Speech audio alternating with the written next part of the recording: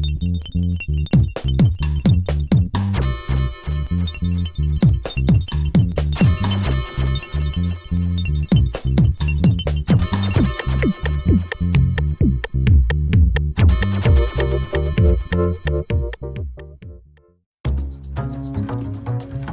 working with our company, you're going to get to work with a lot of bright individuals. Everyone is open and ready to help you, and definitely big on advocating for making sure that you succeed and reach your potential. Everyone's goal is the same, to make the best products that we can for our clients and make sure that it is everything and more that it could be. What's kept me here? Our culture. We're genuinely a very great group of people. Everyone's just always willing to lend a hand. When I have a suggestion or a concern and I voice it, leadership actually hears me. As a consultancy, every person has a role and has something to bring to the table. There's just a lot of opportunities here if you're up for the challenge. Jump on board, be part of the fun ride, because we're going places.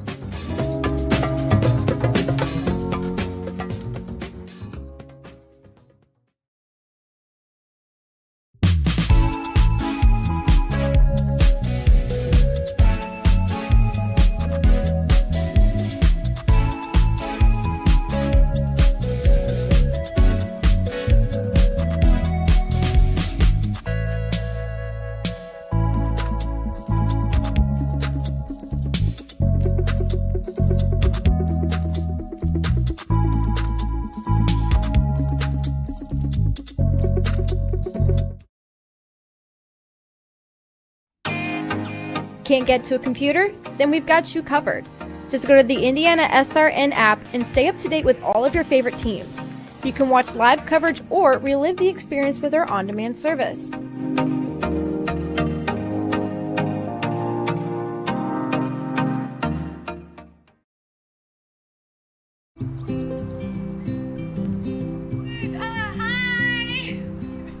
You're good at making big announcements.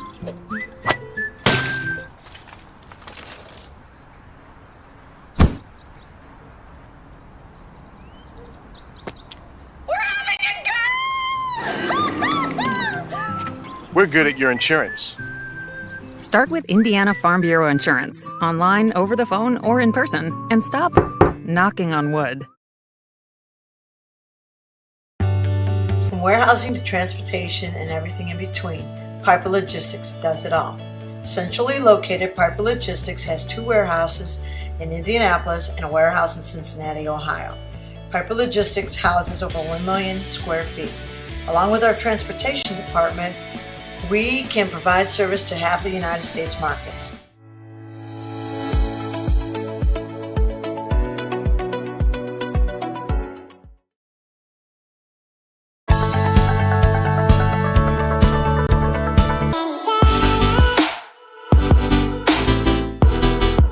Aspen Creek Grill, we are a from-scratch concept with comfort fresh food. You can expect a world-class experience on a great budget. We've got incredible specials, great service. Today's dish that we're going to highlight is going to be our Aspen Blue Sirloin. It is, again, our premium Black Angus certified beef, and we top that with a blue cheese crust. Again, everything that we do here is made from scratch, and it's no different from our steaks. We hand cut all our steaks in-house. So our team back there is just an incredible team. Everything that they do, they take so much pride in.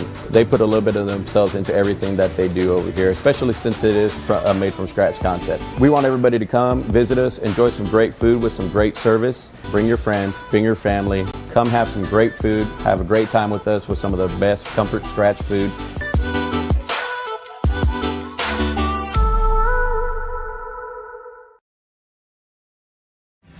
Thinking about what to do after high school? Consider a career with Boilermakers Local 374. As a Boilermaker apprentice, you'll earn while you learn. We offer excellent wages and benefits, and as part of our no-cost hands-on apprenticeship program, you'll learn from the best in state-of-the-art training centers and on the job. Become a union Boilermaker and get on your way to a great career. Find out more, visit www.local374.org or call 219-845-1000. Bertner Electric Incorporated provides professional commercial electrical contractor services to Indianapolis and surrounding communities. Locally owned and operated for over 30 years, our knowledge and experience make us the perfect choice for all your commercial electrical contractor needs. Contact us today. Thanks to you.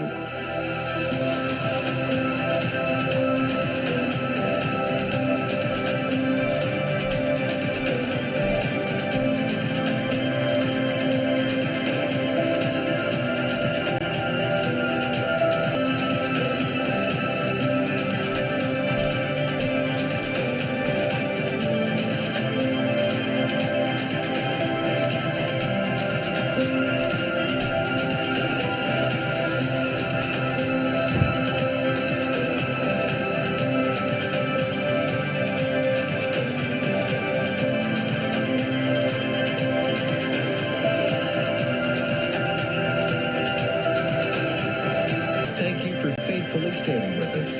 You are truly making a difference in the lives of our neighbors in need.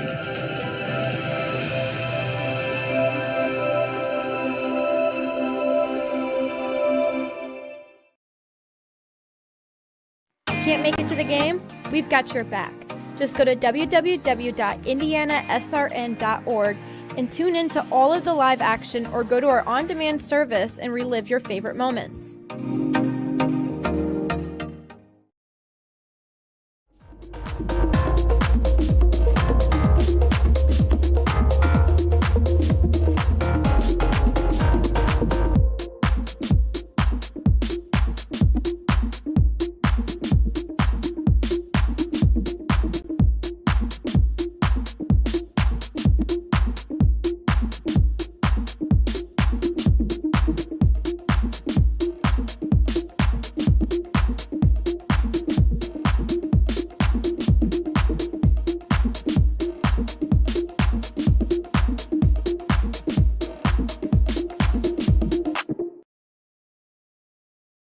Sports fans, welcome back to Game Time, to pure spirits, to pure sport.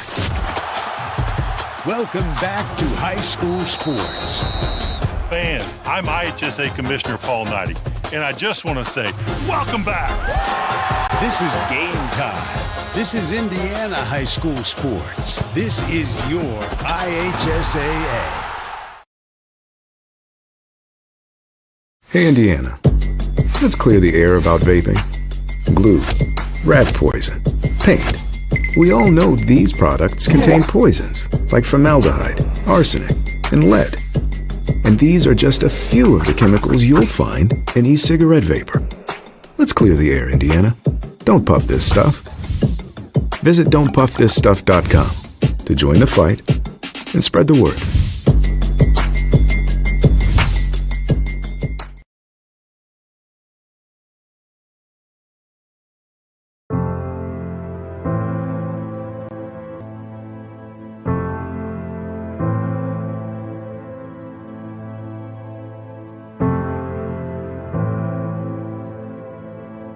Calling officials cheaters or corrupt, it's not a game. Insulting referees, it's not a game. Threatening officials, it's not a game. Berating young umpires, learning the ropes, it's not a game. Violent language in the stands, it's not a game. Verbal abuse from the sideline, it's not a game. Screaming at a referee in the parking lot, it's not a game.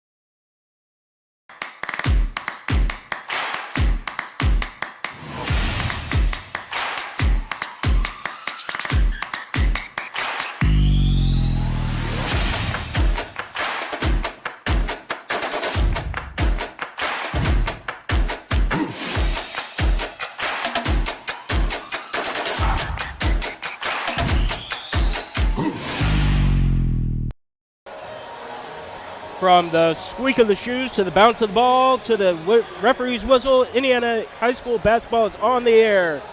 Brought to you by the Morales Group, building better futures one story at a time. Aspen Creek Grill, why go anywhere else for delicious food? Burtner Electric, provides quality electronical services in the central Indiana. Boilermaker 374, we're second to none in quality and performance. Clean Slate, inspired innovation that moves business forward. Piper Logistics, from warehouse to transportation and everything in between. And finally, the Heartland Collegiate Athletic Conference. Watch the best Division III basketball on HCAC.tv, where you always have a front row seat. Follow us at HCACD3. From Scecina High School, we have the Covenant Christian Warriors at 2-0, the Scecina Crusaders at 1-1. I'm Justin Griffiths. Alongside me is Ben Wood. Ben, what have you really been able to see between these two teams here coming in? Well, first let's start with Covenant Christian. Seems like so far in their first two games they've been able to put up a lot of points. Coach Flatt, we know from years past, he's kind of a all gas, no brakes kind of coach. They're going to look to press, really force the issue with this Scecina team, make them uncomfortable, make them have to make tough passes. And like I said, if they got an open shot, they're not going to pass it up. You're going to see all five guys out there for the Warriors be able to spread it out and score from anywhere. Yeah, and talking to Coach Flatt Thursday night as he was watching his daughter play that varsity game that we had on the family of networks, he said that the biggest thing for him this year has been how he adjusts to his pace of play with the new 5-foul, 2-shot rule that just got into effect this year. Ben, how do you think that's going to really affect him? I think you just got to kind of worry about it once you get midway, close to that 4-foul mark. Once it gets up there, you got to be more mindful of the guys out on the floor.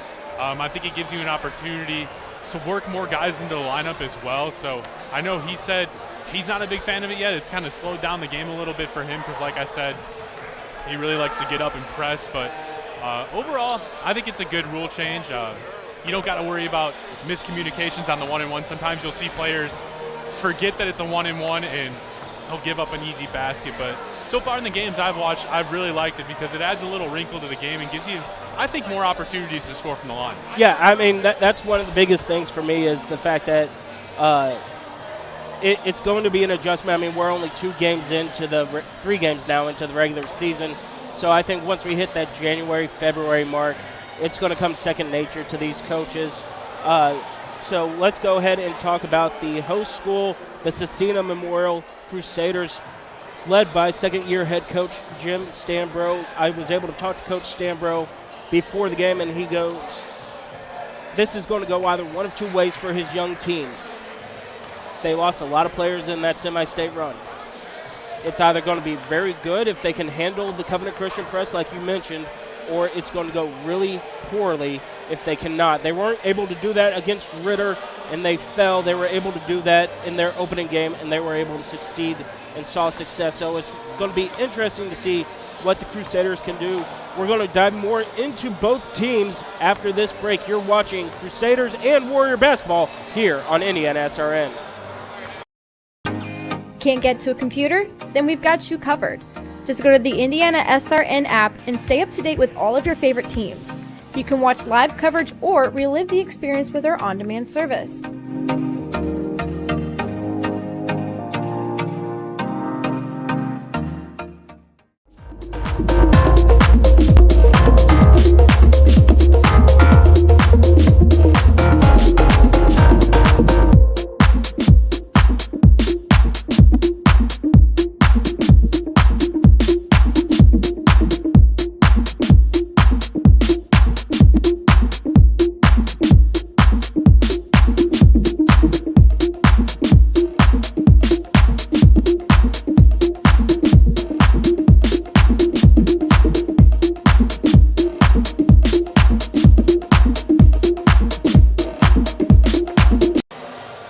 Welcome back to the campus of Scecina Memorial High School, where we have the Covenant Christian Warriors and the Scecina Crusaders coming into tonight's matchup. this is a long-standing rivalry between the two teams, Ben, and the edge the last couple of years have been on Covenant's side. What do you see for Coach Flatt that's going to be able to have them continue that success? Well, they've got a good mix of experience coming back this year, really led by Neff Farrell. In their first game this year, he had 17 points, 8 rebounds. Kind of a guy, he's pretty lengthy.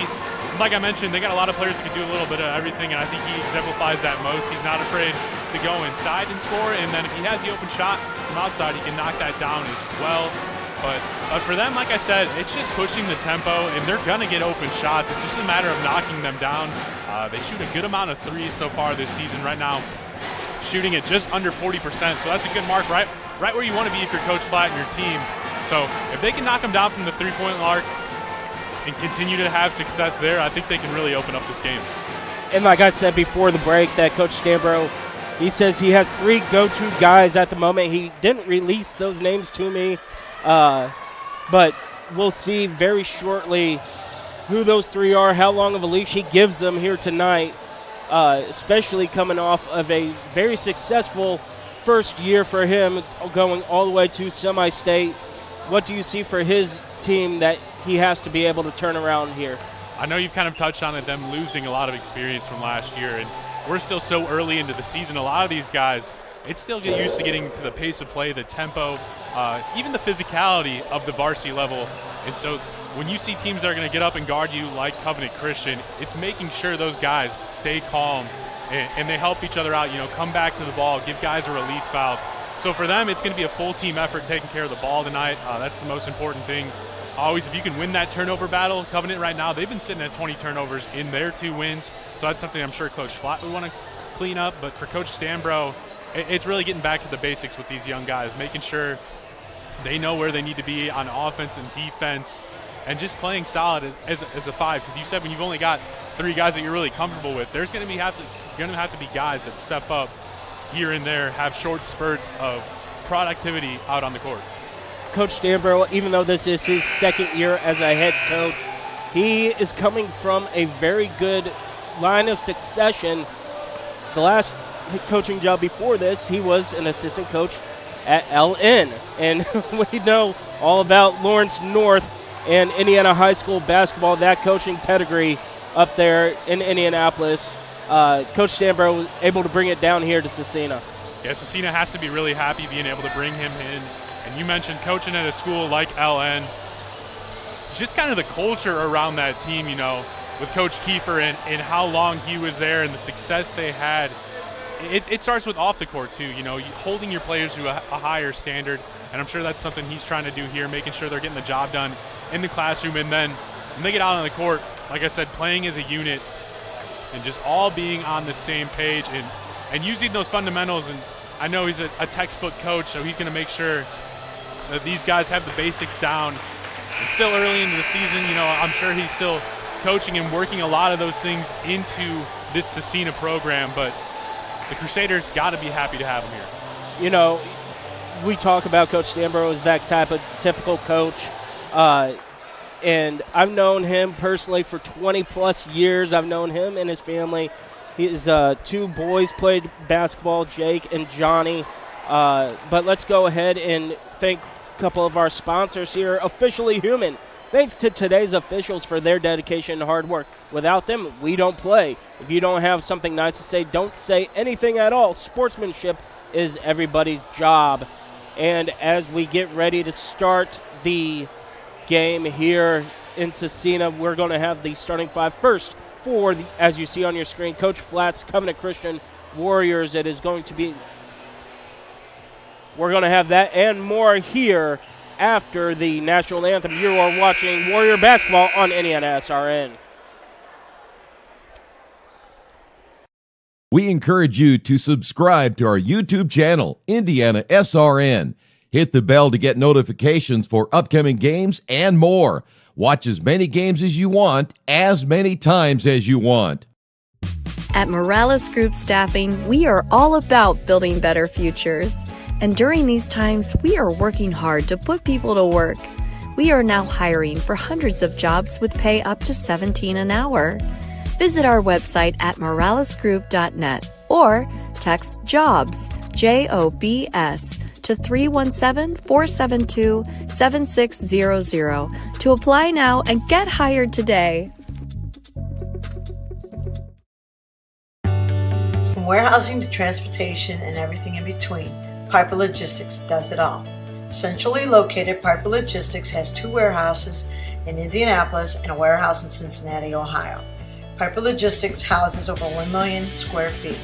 Along with our transportation department, we can provide service to half the United States markets.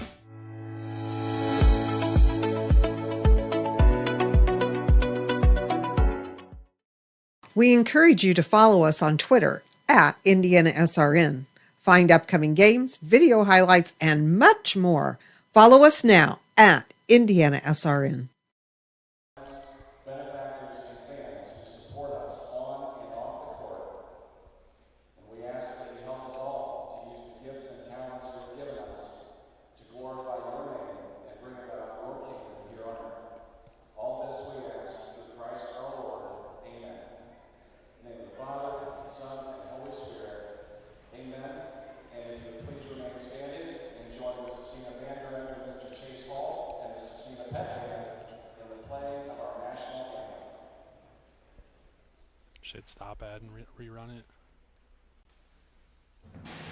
Can't make it to the game? We've got your back. Just go to www.IndianaSRN.org and tune in to all of the live action, or go to our on-demand service and relive your favorite moments. We never really realize how much we depend on electricity until the power goes out. Get those lights back on when you choose the certified electricians at Bertner Electric Incorporated. Locally owned and operated, we are a member of the Better Business Bureau and provide only the highest quality of customer service. For more information, give us a call today. We encourage you to subscribe to our YouTube channel, IndianaSRN. Hit the bell to get notifications for upcoming games and more. Watch as many games as you want, as many times as you want.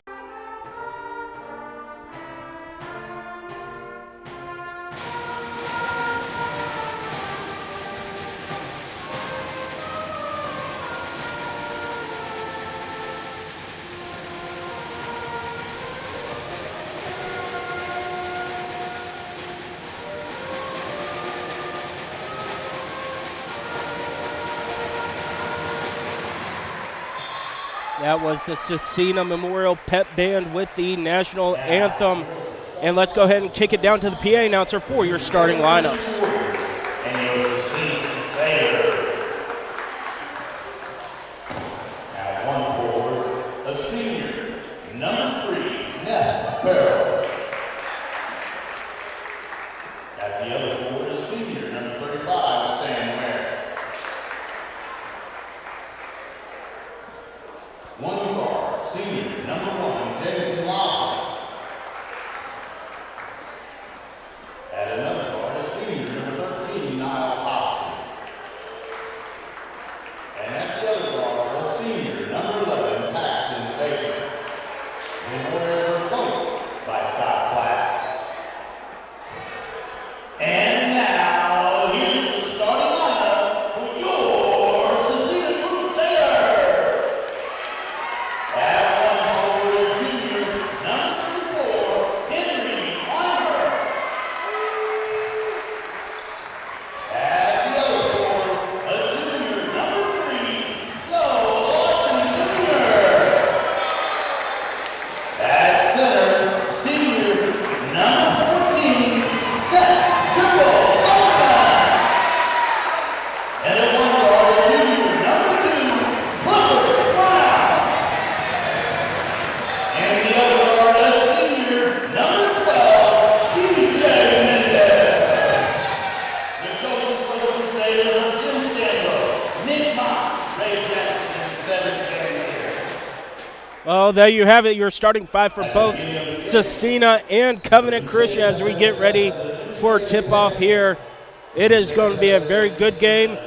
Different styles. Coach Sambro likes to slow it down a little bit, and we've mentioned it on numerous occasions, as we're going to start with a technical free throw here.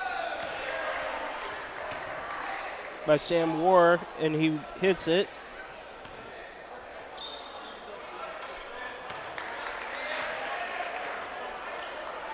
Hits them both, so instead of a junk ball, Covenant's going to start off this game with the possession. Yeah, kind of interesting to see that. Not sure what the reasoning was behind that, but see it all at high school basketball. That's one I don't think I've seen before. Jersey or dunking on the rim when the referees are out, that's one of the reasons. Yep. As Covenant gets started, and then stoppage in play.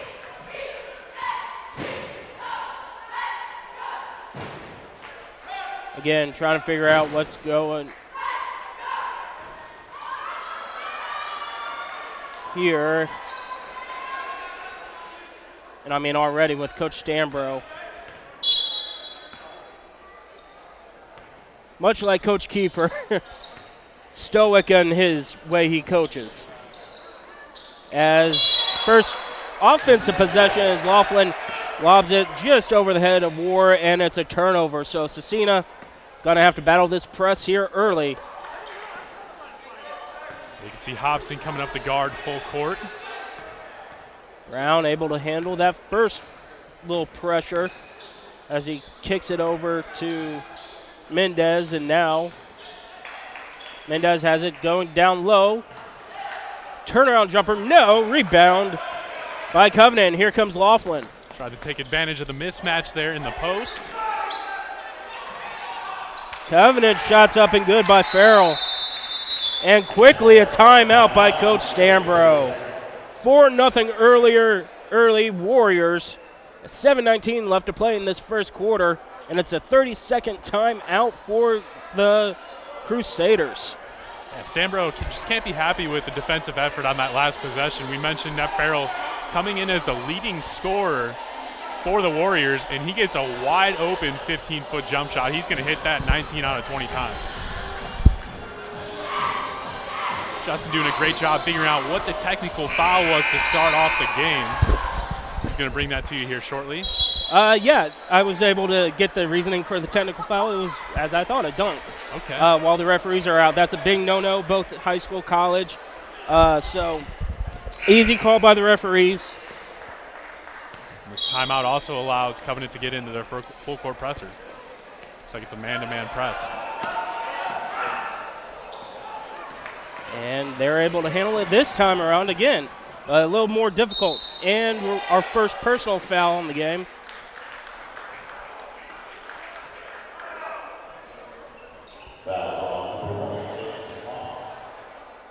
Goes against Laughlin, his first.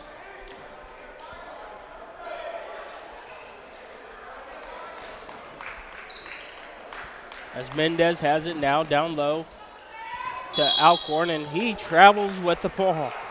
So 2 possessions, 2 turnovers, and already a quick substitution. Luke McDonald's going to come into the game for the Crusaders. Out comes Alcorn.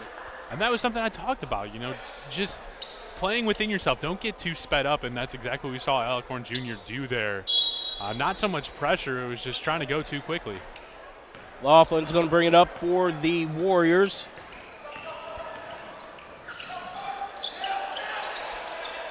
Looking to go down low is Farrell. Farrell on the block.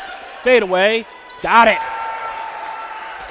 Good defense there, but just a better shot. Farrell kind of using his body to create some separation, then a nice little fadeaway. Mendez now working against the press. Bacon was calling for the trap there on the sideline. Brown now able to break it. Has a little bit of numbers. Quick possession, no, but Brown's layup is good. Good job there by Brown, beating all the defense and getting them out of sorts, and then cleans up the miss.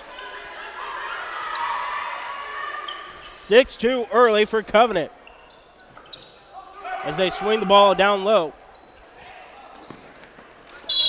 And a quick foul down here is going to be on Trimble Sutherland. Yeah, just kind of heads up play there by Farrell, sets the screen, and then a quick slip.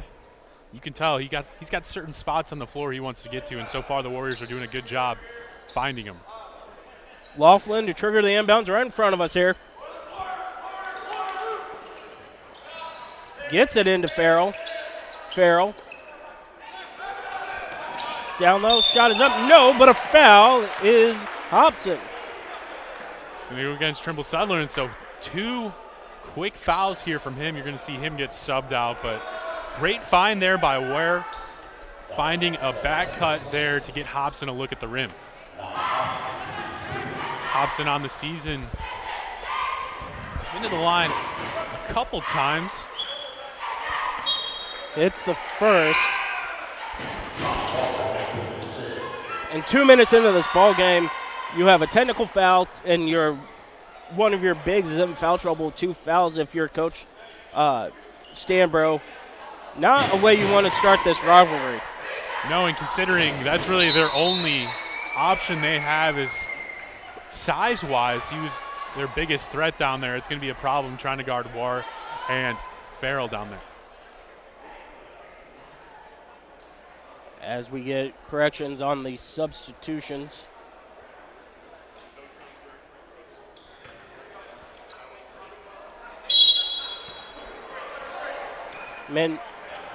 Brown has it now as this trap is causing a little bit of problems. Mendez to Brown.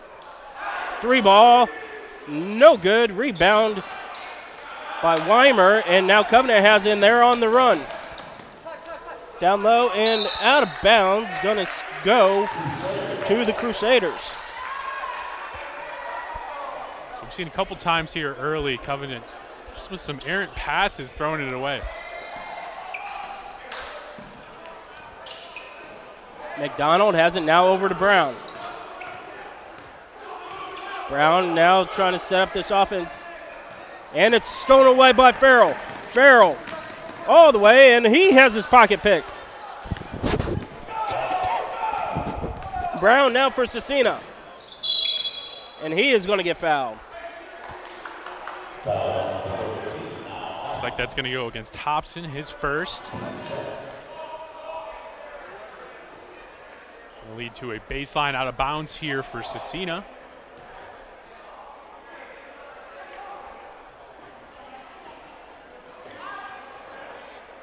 Into Weimer, and they're going to reset their offense as Brown. Good defense here by Covenant Christian. Yeah, they're really coming out to guard here early on in this one. Not really letting Scecina catch right on the three-point line, getting them a couple feet extended. They're playing more of a matchup zone than a man-to-man here. And 3 balls short by Weimer, and it's going to be rebounded by Covenant. Farrell on the floor, and he's going to get fouled. Yeah, got bailed out there, was getting swarmed by some Crusaders.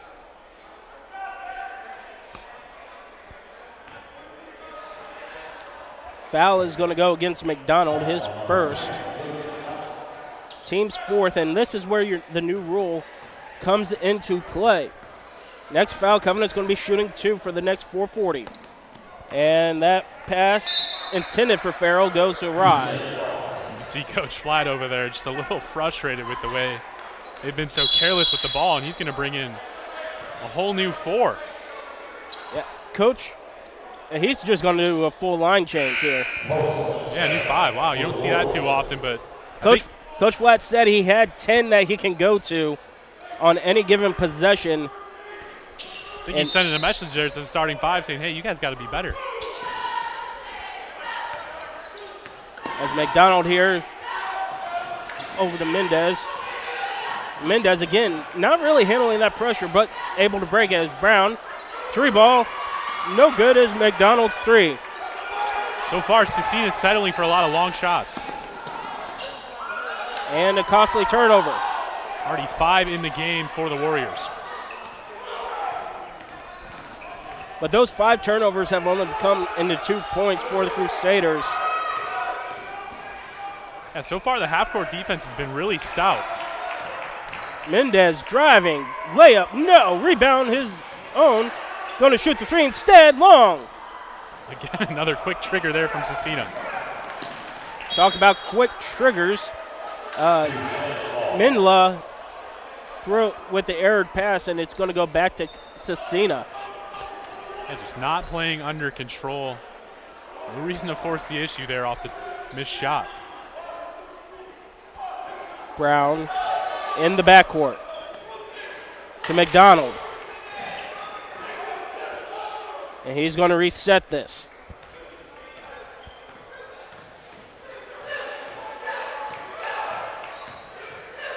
Brown really directing traffic here as Weimer has it now. The big man handling the ball. Brown falls down, pocket picked, and here comes the Warriors, and he steps out of bounds. Mel Ganberry just a little too fast here, and the 7th turnover for the Warriors. Again, they're doing a great job on defense, but it seems like they're way too sped up, just trying to get the ball down the court as fast as they can. And Brown's passes turnover. 3 ball. No. And Crane is fouled. Yeah, good positioning there by Crane. He's got a good frame under there, and like we said, with Trimble Sutherland going out, they don't really have a presence down there to put a body on them. So should specify which Crane, because there's 2 of them on this roster. This is Nathan Crane, who's shooting 2. His brother, Mark, wears 22, and he's on the floor as well. And Nathan's first shot is no good. So again, this new rule puts Scecina, or puts Covenant in the bonus for the next 3 minutes, 12 seconds in the first quarter. That might be something that'll help slow them down, gather themselves here when they get those breaks at the free throw line. Good rebound there. Yeah, that's Minla, and he's able to get the rebound and get the basket. And there's the pressure, and it's going to be a foul on Ganberry. Granberry picks up his first foul.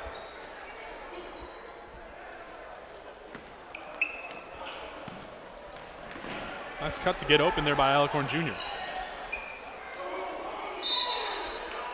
That ball's poked away, and it's going to stay with Scecina as Walker just had his pocket picked. Now we're seeing the 11th player of the game come in for the Warriors. Kind of mentioned Coach Flatt doesn't mind going to his bench so far this season. That's Luke Munoz coming in.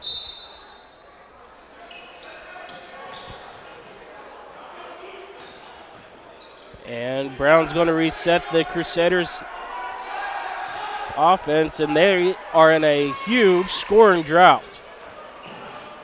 Layup is short, rebound, and a foul by Alcorn Jr. And Scecina just really not being able to find any good looks so far on the offensive side of the ball. And this is where we said this could really slow down the game. We kind of saw a hectic pace between these two teams, but now the last 2:40 to go, we might see a lot of free throws. Rudolph is going to be the one shooting 2 here, and he makes the first. It's already 5 players in the scoring column for the Warriors. And Rudolph hits his second. Not letting up with this 10-point lead is Covenant Christian.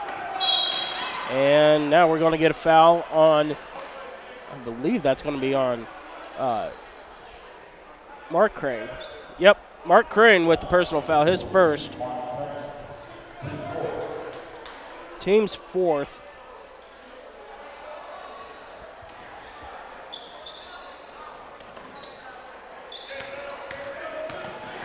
Good man-to-man pressure here from Munoz.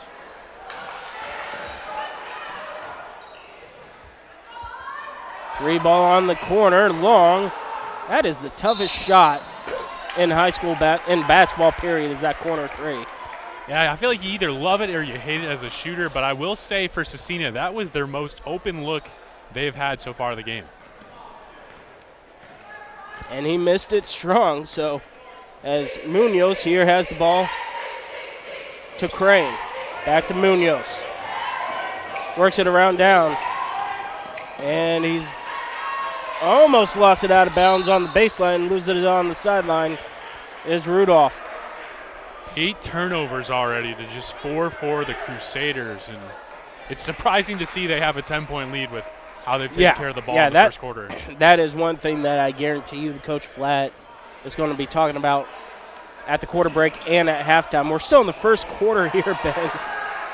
And Weimer, if he would have turned and faced the basket, he had Walker wide open at the hoop.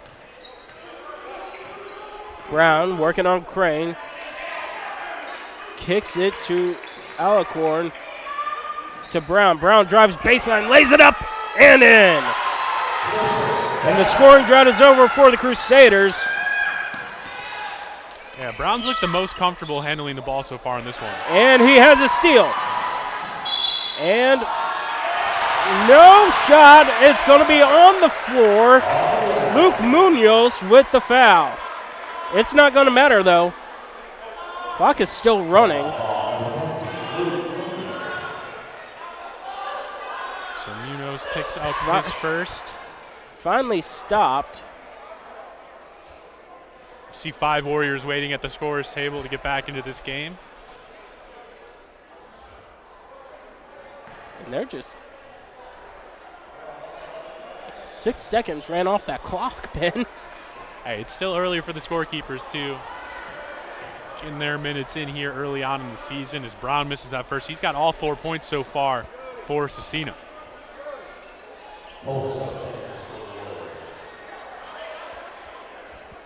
So the referee does put those 6 seconds back onto the clock. Minute 20 as Brown will shoot his second free throw. Coach Stambro doing a good job talking to his guard in Mendez, kind of coaching him up as what to look for out there against this press. That one bounces around and does not fall. And here comes Farrell. This 5 just got a good rest during this first quarter break. I'm sure we're going to see them with a lot of activity here this last minute to go. Brown again with the quick steal. Misses the layup, gets his own rebound, and now is going to have to reset. 10 turnovers already for the Warriors, averaging 23 on the season.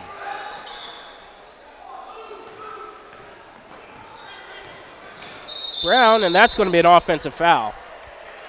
Yeah, not only was Walker not set there, he also threw an elbow in at the end. That's an easy call there for the refs. Yeah, and again, that is just a straight frustration foul on Ty Walker. So he's going to get a breather. Hawkins coming into the game for him.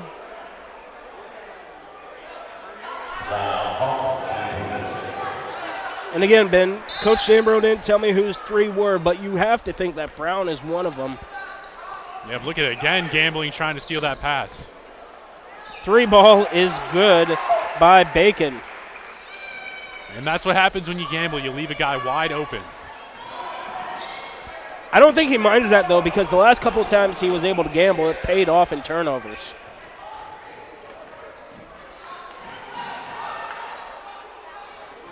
As Brown now has it again, it's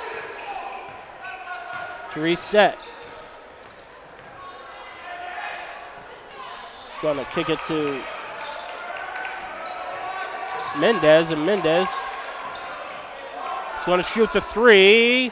Got it at the horn! And that is how our first quarter is going to end when a Mendez 3. Covenant Christian leads this 15-7 after 1.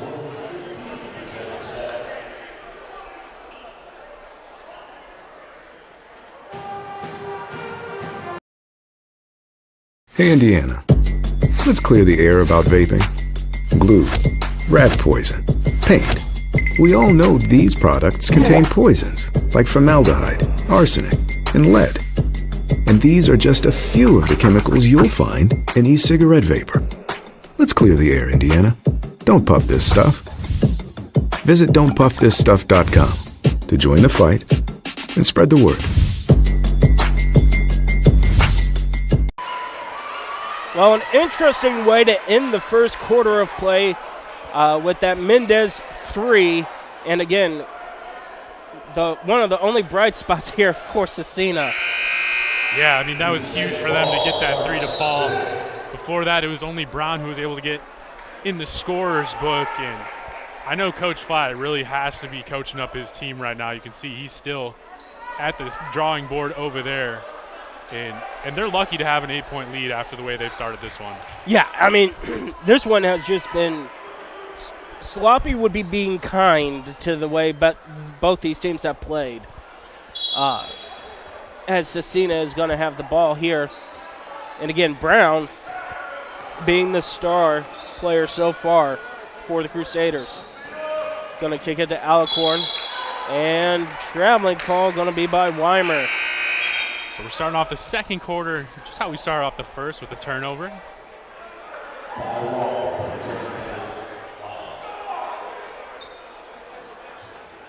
Coach Flatt not going with the same starting 5 he had to start the game.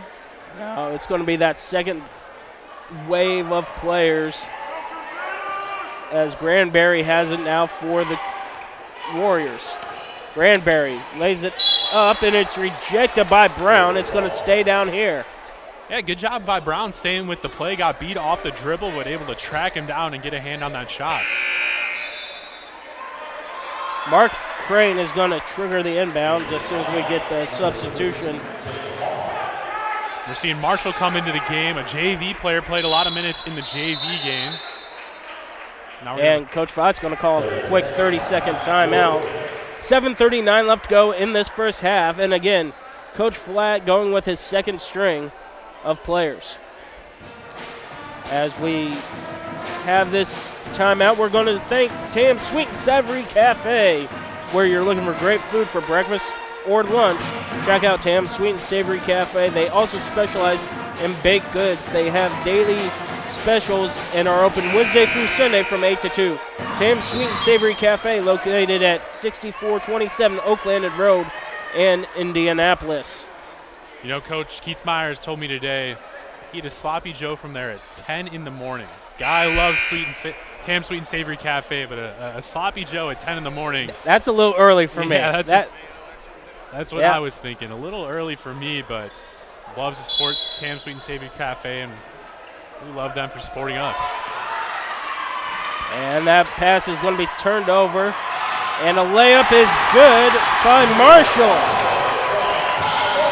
I think you can tell Marshall's a fan favorite over here. That's the loudest cheer we've heard all day from the Scecina student section. It's most alive Scecina looked with that steal by Walker to the easy layup. And Marshall fouls Nathan Crane, but again, he is playing hard. He played hard in the JV game, and he's playing hard here. Yeah, you love the tenacity from him. That time just needed to stay straight up. He was going into the defender. So Nathan Crane 0 for 2 when he started in the first quarter. This one is good.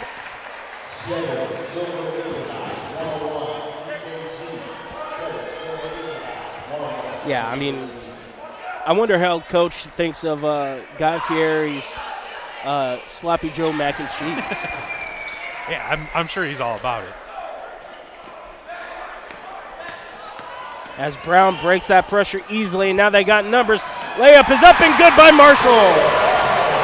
Man, what a pass by Brown to beat the press and then sneak that pass in there. Crane.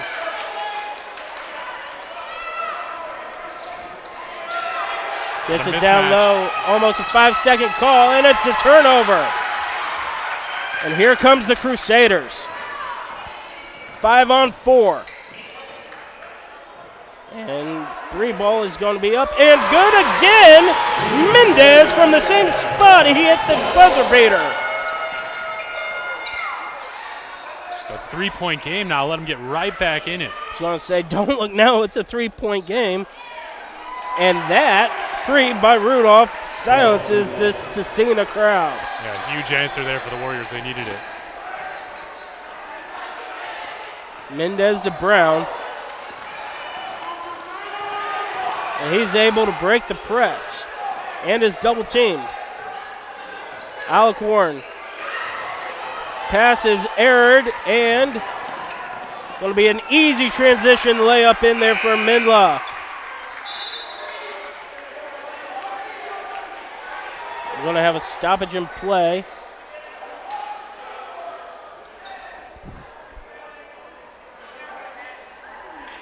That's going to go over the scorer's table to figure this one out.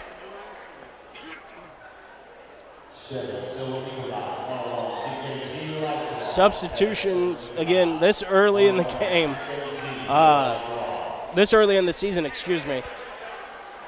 Yeah, both coaches really going to their bench, seeing what works. And I think so far, Scecina's kind of found it here early in this second quarter, bringing in Marshall. And now we have a clock issue.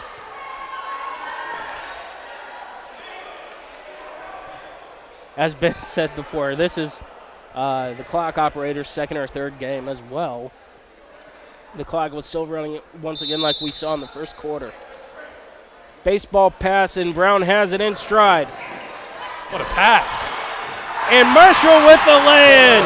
Brown to Marshall with the connection here in the second quarter, being all the offense. Crane to Crane for the Warriors. Sure, they've practiced that plenty of times before in the driveway. Once again, Brown. Marshall, no! That's one he's got to take one more dribble and just get to the rim. Boy, we thought that Covenant coming into this game was going to rout them. It's been entertaining here in the second quarter. An offensive foul. I think this one's going to go against Marshall. It is his second.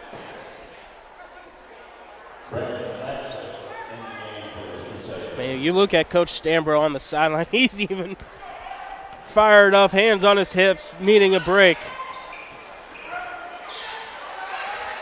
As Rudolph has it for the Warriors, drives, kicks it, and it's going to go for three.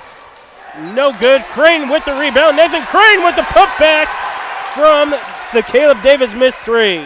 Got 6 points in the quarter. Good job there by Crane, getting that rebound, keeping that ball above his head and going right back up with it. Sorry, Paxton Bacon missed three. And we're going to have a foul on Mark Crane, his first.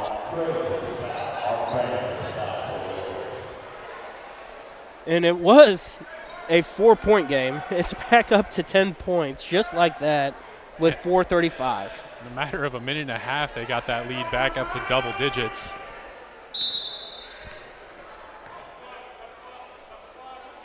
They're having another clock issue here. No, I think that was Coach Stambro getting his warning.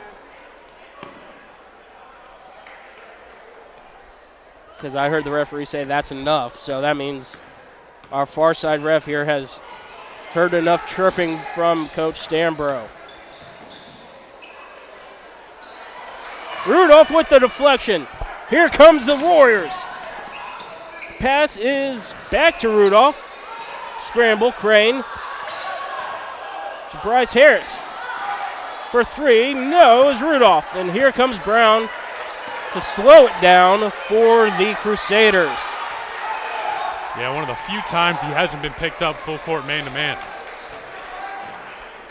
And that one is almost turned over and going to stay with the Crusaders. Coach Stambro really letting this five work it out here in this second quarter.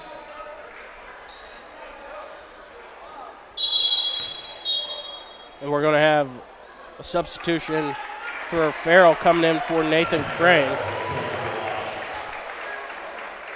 Again, 3:52 left to go in this first half. 10-point lead for Covenant. But we've seen these Crusaders, most of the time when they don't do that, it is going to stay with Scecina, however. But most of the time when they don't almost turn the ball over, they're able to make a run and make this game a lot closer than what the scoreboard says. And that's what Coach Flatt's trying to do with this full court pressure. Don't let them get settled. Make them have to make quick decisions and hopefully force the issue. Brown to Mendez, who has 2 threes in the game. We'll have it here again. Corner three, just short. Long rebound goes to Covenant. And here they come. Covenant. Down low. Layup. Gets the roll is Farrell. And that's a matchup I'd like to see them go to for the rest of this first half. We mentioned Marshall being a JV player. Farrell showed he's really skilled around the basket. Scecina here as Mendez is going to reset it. Cross-court pass, that's always dangerous. Brown has it to Walker. And Brown's 10-footer is up and good. His 6th point of the night. Nice little pull-up there from him. Speaking of pull-ups, that three is no good, but rebound is left way short, and a foul is going to go against Farrell. I think for Farrell, that three was ill-advised. Yeah, a little bit concerning. He's doing most of his work around the basket so far in this first half, but Covenant these last few possessions has gotten some second chance looks. Yeah, and then you had Rudolph just leave that putback short, and Brown. And now we're wondering what's happening here. Inadvertent whistle, maybe? Yep. Referee says, my bad. He saw a substitution coming in and didn't realize the ball was already in play. And again, these referees have done a fantastic job here so far, starting with that technical foul. Most of the time, most people don't think of that. Yeah, good job on them, making sure they're watching both teams warm up. Keeping things fair and square here at Scecina. Kick ball. And it's going to stay here. Let's go ahead and thank the Wheeler Mission. Move your feet so others can eat. Be a part of the Drumstick Dash on November 23rd beginning at 9 a.m. You can either walk or run. For more information. Oh, no, sorry, that has passed. How was your Thanksgiving, Ben? Fantastic, Put a couple plates under my belt, added a few pounds. Can never complain. You guys host this year? No, sir. Don't plan on doing that anytime soon.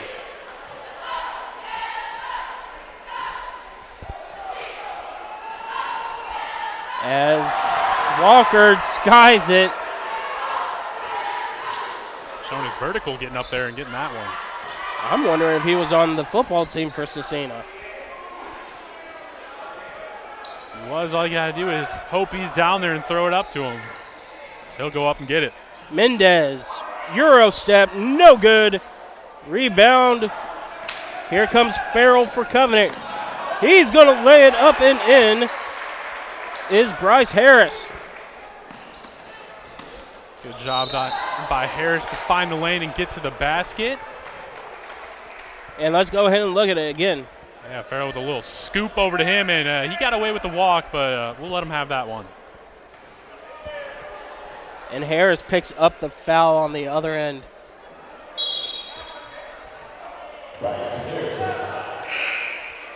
And we're going to have a couple substitutions.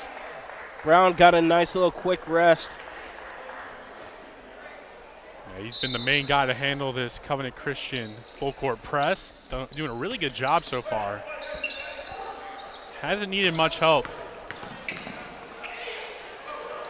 That trap is what's been the biggest problem, as that's going to be a foul on Walker.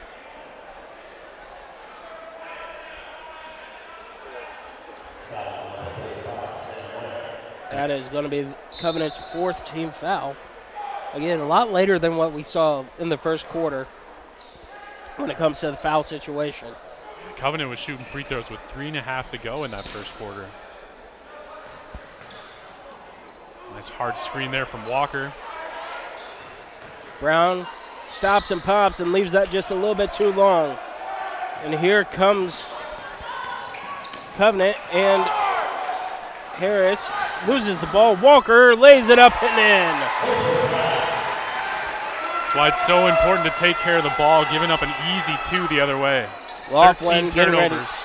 Laughlin ready to check back in, and we're going to have a foul on Marshall. That's his third, you know, and as much as Coach Stambro likes to give his team a long leash, 3 fouls on the gentleman is not. And as you see, just the nice turnover, could have been a foul as well, but nice easy layup for Brown, and he has 8 points here on the night. Yeah, good job getting that ball and instantly looking up the court for an open player. Farrell's shot is up and rejected. Again there we see Walker gets beat on the fake, but able to use that verticality to get a hand on the shot. And what I like about Farrell, too, is as soon as that ball was out of play, he said he tapped Walker on the butt and goes, good job. And now Walker's going to get picked up for the foul. That's just good sportsmanship all the way around by Farrell.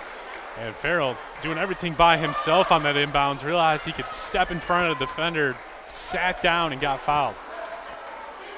Now Walker will be subbed out. So far, I'm really impressed with the way Farrell's played. He's really composed on the offensive side of the ball. Speaking of Farrell, he has it. Shot is up, rattles home. He really knows how to use his body down there to gain separation. And Scecina is able to break the press. Brown's calling for it. They ignore him. 3 ball is up short. Rebound by Farrell. I mean, that box out there, Justin. That was a big boy box out by Farrell. Textbook. And we're going to get a foul on Brown as Bacon was driving. And right there, Brown had the positioning. No need to reach. You had him stopped on the baseline, using it as an extra defender. I mentioned it when Greg and I were doing a game for the girls. As soon as Brown lost his hip positioning, that's when he moved downwards, and that's when you get the foul called on you. As soon as you get beat on your hips, bad things can only happen. You always got to get there with your body first. As the first foul shot by Bacon was good. Bacon now with 5 points in the first half, 2 for 2 from the line.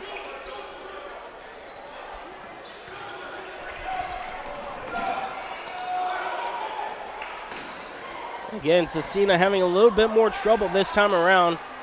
Able to break it, and finally rolls in after getting every bit of that hoop. Hawkins gets the home court advantage there with the roll. And, you know, if he misses that shot, I think Coach Sambro's not happy with it. That was a 20-footer. And Farrell down low is going to get fouled with 6.8 left to go. And I think that's something we're going to continue to see him do in the rest of this game is find his spots around the basket and then just kind of anchor down there and demand the ball. 6.8 left to go here in the first half. Covenant has built this to a 12-point game, but it has not been an easy 12 points. No, they've kind of fixed the turnover issue here that we saw throughout the first quarter, and they've gotten to get some good looks here in the half-court set. You know, they actually were trailing in the foul department here in the quarter with 4-2 with 1:40 left, and now they're shooting their second set of bonus free throws here with 6.8. As that foul shot's no good, Farrell's no good, and it's going to stay or go to Scecina with 2.8. And you know, Justin, that's what happens when you take care of the ball and you work through your offensive sets. The defense is going to get tired. They're going to get out of place, and it's going to lead to them reaching. Scecina's shot is no good at the horn, and it's a 13-point Covenant Christian lead, 35-22 at the half. You're watching Warrior Basketball on IndianaSRN.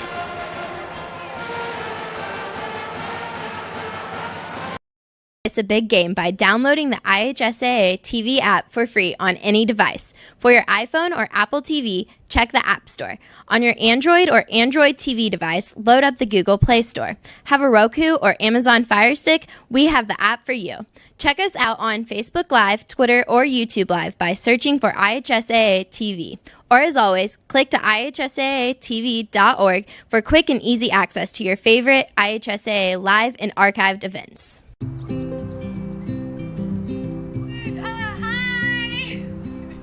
You're good at making big announcements.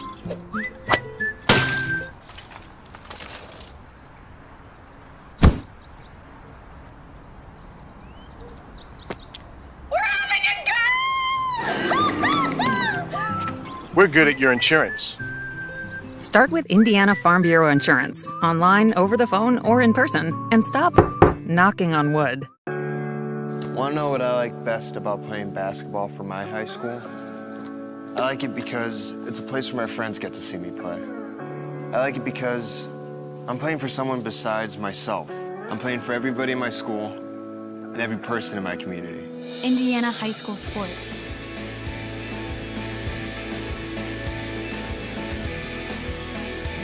They're more than just a game. Come and see me play.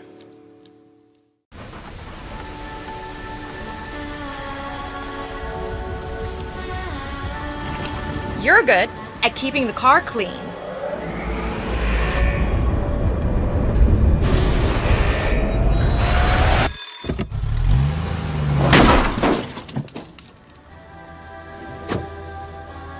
We're good at your insurance. Start with Indiana Farm Bureau Insurance, online, over the phone, or in person, and stop knocking on wood. Welcome back to Scecina Memorial High School. And, you know, for 20 plus years, we have known each other. And this is going to be the first time I ever introduce you like this, and it's going to be the only time I ever introduce you like this. Sitting with me for our halftime guest is none other than Coach Stambro's wife, Marta Stambro. Mrs. Stambro, how are you doing? Again, it's Marta, but thank you. No, it's not. Thank you, Justin. I am doing very well, thank you. See, that's what I mean when I said I had something planned for that, because I know. For a couple of years now, you've been trying to get me to call you by your first name, and I always say no, it's always going to be Mrs. Stambro. But let's go ahead and talk about Coach here. You know, he graduated from Scecina. No, he did graduated not. from Howe, Howe. But he is an East Sider and grew East up here okay. a mile from here, so okay, close, yes. So what kind of has been his biggest transition? I know we talked when he got the job last year. What has been his biggest thing to come back to the East Side and give back to the East Side? His biggest, just feeling like he's home again on the East Side, being a part of the program. He's really felt very welcomed by the Scecina family, and they have just welcomed him with open arms, and that has been a very warm feeling for him, and something that he has talked about quite a bit. You know, as Ben and I talked about it earlier, he is kind of that old school style coach. Very calm demeanor on the inside, on the outside, but I know that he is very fiery when he's not. Talk about a little bit how he kind of does his thing and all that. Yes, people describe him as being, that don't know him very well, describe him as being very reserved, and he is a little more fiery in today's game. If he doesn't see what he wants from his players, he definitely doesn't have a problem speaking up and asking for it explicitly. So, yes, he's very old school and having a lot of different experience. I think some of the kids who are newer on the team are used to playing a certain way, and he's asking a completely different style of play from them, and I think that's a little bit difficult for them, and so they're learning along the way, and it's fun to see them coming along. Now, I've mentioned it on a couple of different occasions that I've known you for 20 years, close to 20 years now, and it all started when Coach Stambro was my little league basketball coach for the DeCarmel Dads Club. And that's where Jake and I, your eldest son, really got to know each other, become friends. Just what talk about what Jake has been able to do since, third grade.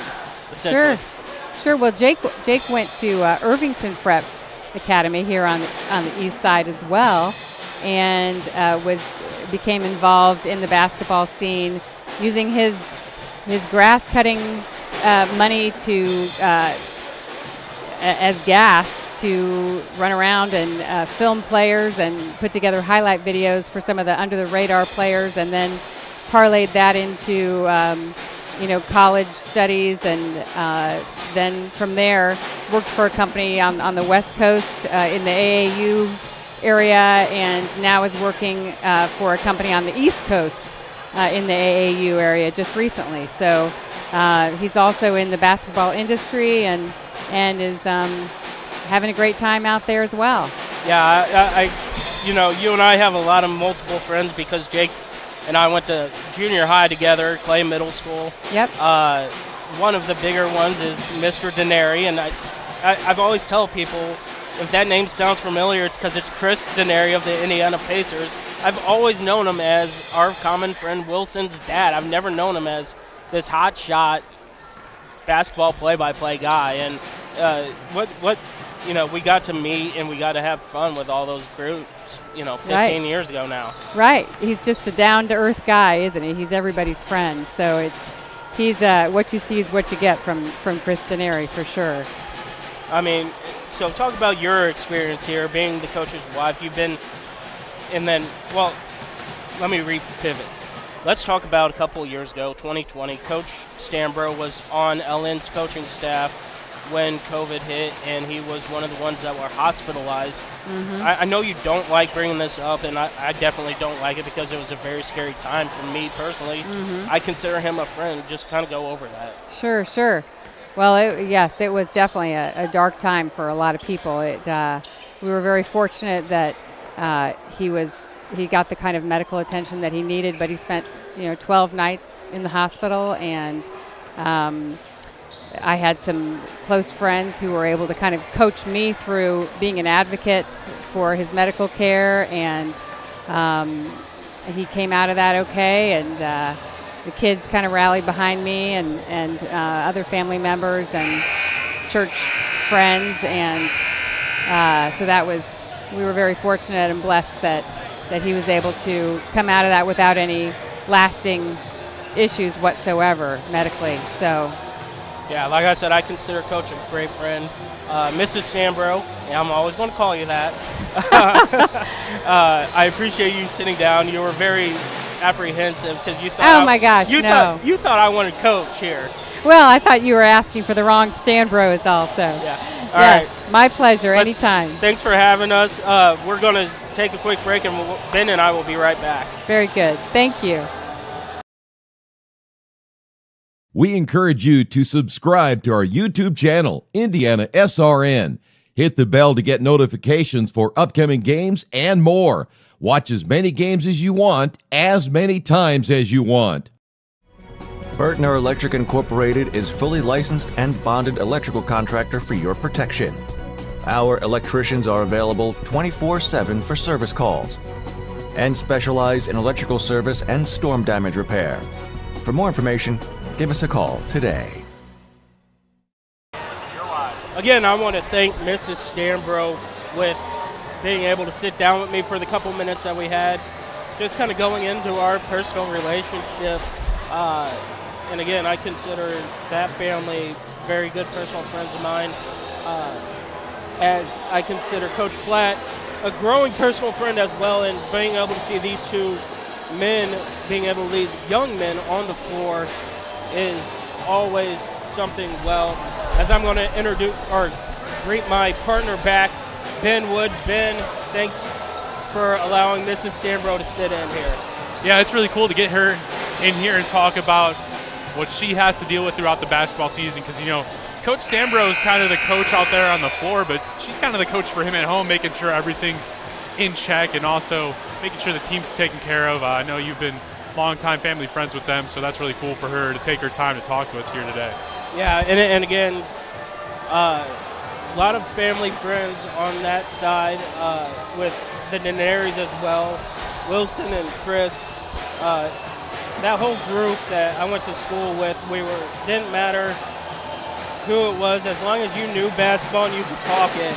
It was always fun, and I know that's what grew us into the type of men that we are today. You know, me doing this, Wilson in basketball some way, somehow, and of course his dad, and then Jake on the East Coast doing stuff for AAU. It's always nice to see kind of where that came from, and that was my biggest goal here, to have Mrs. Stambro help us out. Yeah, it's really cool. And while I got to take a break, I got to talk to a few of the students here at Scecina. We noticed over in the student section a lot of people wearing suits and dresses, and tonight's they're wearing formal, so that's why this game got moved up an hour. So after this, they're all going to head over and have the dance, and I'm sure these players are looking forward to this. It'd be huge for them if they could come out of here with a win, currently down 13, but a lot of bright spots considering how many turnovers Covenant Christian had. They just got to take advantage of more of those opportunities on the offensive side of the ball. Paxton Bacon, the starting point guard here for Covenant, brings it up. Gets it down low to Farrell, back to Bacon. And if I'm Coach Flatt, I want him to get a touch every possession. He was really solid in the first half. He had 9 points, led all scorers. And that foul is going to go. Alicorn Jr. with the foul, his third. I have him down 4. Team's first in the second half. And again, pressure as Bacon's 3 is short, no good. Rebound by Sutherland. And Brown has it now to Mendez. Good job there by Brown. Had an open look there, but instead passed it on to set up the offense. Brown now beats his man up and under and gets it in. That's why it's so important to come to a jump stop and keep that pivot foot. Good use of the ball fake. Farrell's shot is long, no good. Rebound. Here comes the Crusaders. Pushing the pace here to start the second half. Brown now on our near side to Mendez. Mendez had 2 early threes in that late first quarter, early second quarter. Now drives down low, and he's going to get fouled.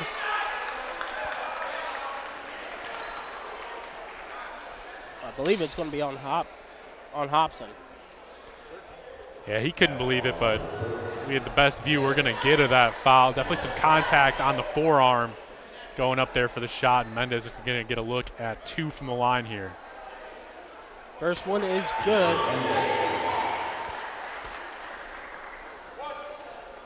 He's shown he's got a good-looking shot from beyond the arc, also a good-looking shot from the free throw line. And he has 8 again. Him and Brown are really the 2 stars, 2 of the 3 that I think Coach Stambro was talking about. Yeah, and then we also saw Marshall, kind of an unexpected spark off the bench coming in for Trimble Sutherland. Got 6 points in that second quarter. This one is going to go against Trimble Sutherland.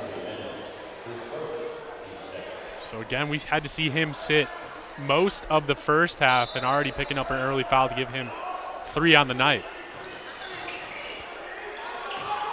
Down low, reverse layup, no good is Hopkins, and now here comes Scecina and Brown.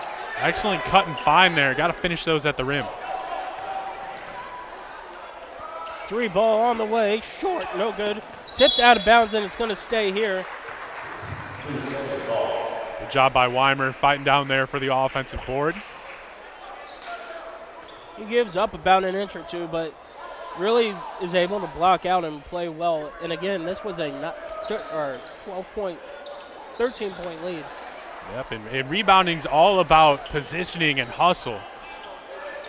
And he's shown he can fight down there. Brown directing traffic.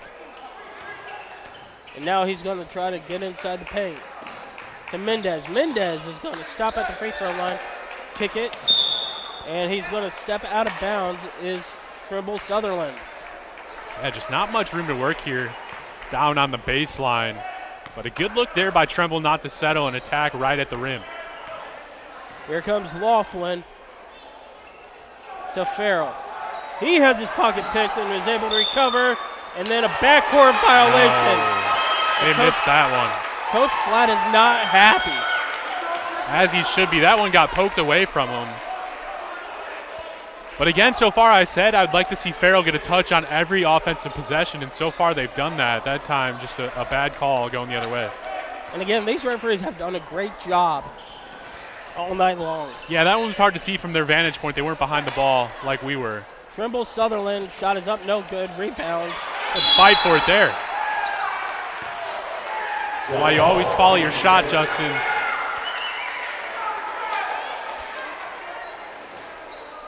And again, Mrs. Stanbro talked about how Coach Stanbro on the outside looks reserve. He is really fired up here tonight. Trimble Sutherland, reverse, no good, rebound by Covenant. And here comes Laughlin. And it's going to be a foul down low. And it's against Weimer. His second. Again, we mentioned it all throughout this game. Farrell just loves to find his positioning down there on the block, and it's causing problems for these defenders. We're going on 3-minute scoring drought for Covenant, and a traveling call there by Hopkins. And some good help defense there by the Crusaders to get a hand on that ball and cause some problems there for Hobson. Brown. 3-on-2 opportunity. Yeah, he broke that press very easily. That fresh 5 has stood up for the Warriors, ready to come into the game. Woo! Oh, the pass is no. The shot is no good, and rebound goes to Hop. And Laughlin, his floater's no good. Rebound by Farrell. His shot's rejected. And here comes Scecina. Brown, revert, or layup is no good, but he's fouled. Good job by Brown there, realizing no one's in front of him, takes it at the bigger player who was out of position. Able to draw the foul, almost got the and one there, but man, that missed layup there by Alarcon on the back cut. You're not going to get an easier look than that. You got to capitalize on those. Caught the Warriors sleeping.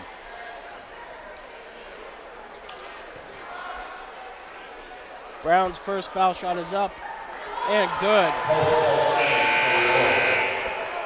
He's now got 11 points on the night, leads all Crusaders.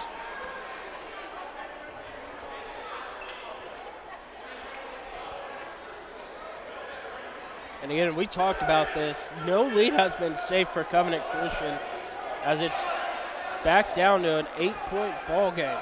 Yeah, they had it at 15 in the second quarter, and they're still looking for their first basket here in the second half. Foul shot long, no good. Rebound by Crane. Crane's going to push it for Covenant.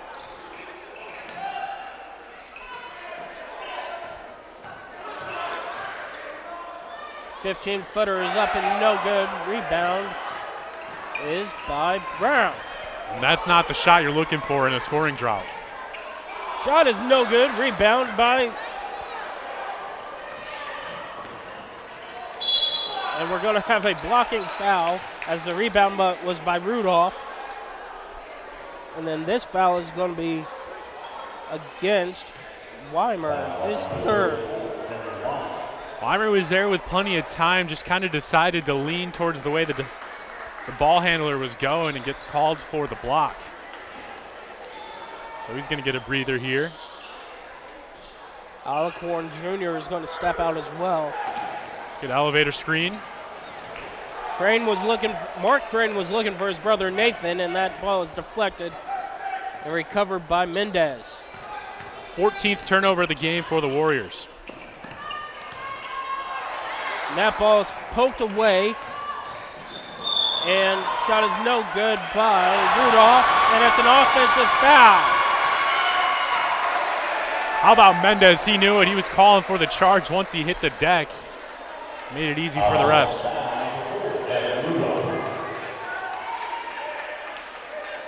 So great job by him to get back after the turnover. not give up an easy 2. Brown has it. No pressure there. And Mendez swings it.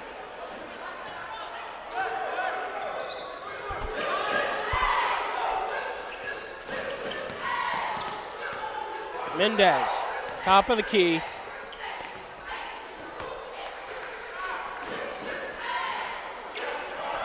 Has it poked away and then pokes it away again.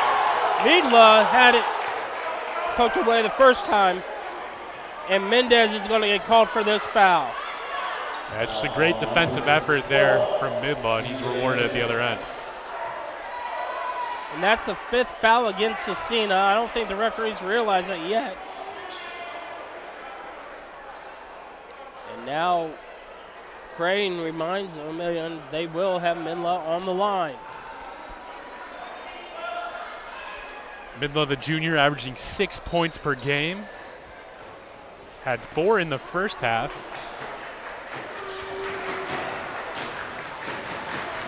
Covenant looking to put points on the board here with clock stopped, and they're able to. Took them almost 5 minutes to get their first points of the quarter. Let's go ahead and thank the Morales Group, building better futures one story at a time. They have locations in Indianapolis, Zionsville, Anderson, Columbus, and Lafayette. For more information, give them a call at 317-472-7600. Second foul shot's up, no good. Rebound. How about the Crane brothers picking up the slack on the offensive glass? And the layup, the floater goes no good for Rudolph, and that's just bad luck. You know, sometimes the ball just doesn't bounce your way. That time it did not. Down low, and the foul. Nathan Crane's going to pick up the foul. Trimble Sutherland will get the and one opportunity.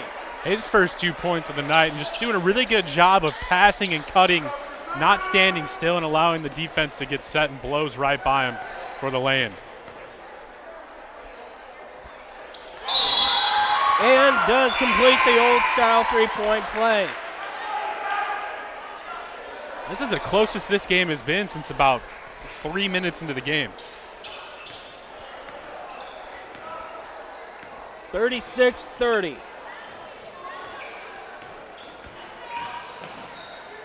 Shot is no good, but that's going to be a foul as Granberry drove it all the way. The foul's going to be on McDonald. I have him for a second. Yep, that is correct. Granberry heading to the line. The junior guard, averaging just under 10 points per game so far this season. Scoreless, and now he has his first point of the ball game. And it seems like with the way Coach Flatt is rotating guys in and out, it's really just kind of who has it going that night that's going to get more minutes.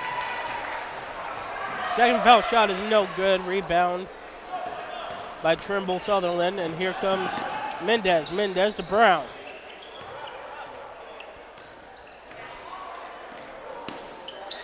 Mendez has it now top of the key. Little weave action.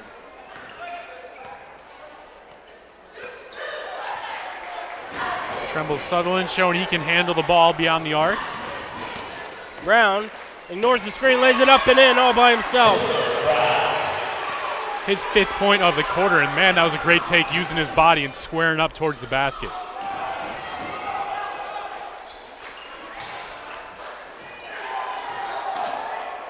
Midlaw shot is rejected. Rebound by Brown. He loses it. Tip up, no good. Midlaw has it again to Crane for 3. Got it! Bank is open late from the corner. Rudolph with that corner tray.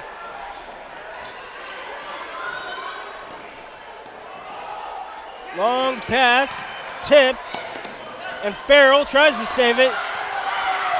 Trimble Sutherland up, no good. Grabs the rebound, no. And here comes Covenant. Covenant to Rudolph. Rudolph will stop for 3. Got it to go! Those are two of the craziest bounces I have seen. He banks one in from the corner, and then that ball hits the rim and just dies. What touch for him. Sutherland for three. No! Minla has it for Covenant. And this is the kind of game Covenant likes to play, up and down, fast pace. Crane's shot is rejected, but a foul. And just 2 minutes ago, it was a 6-point game, and now it's back up to 11. McDonald picks up his third foul, and Mark Crane will shoot two.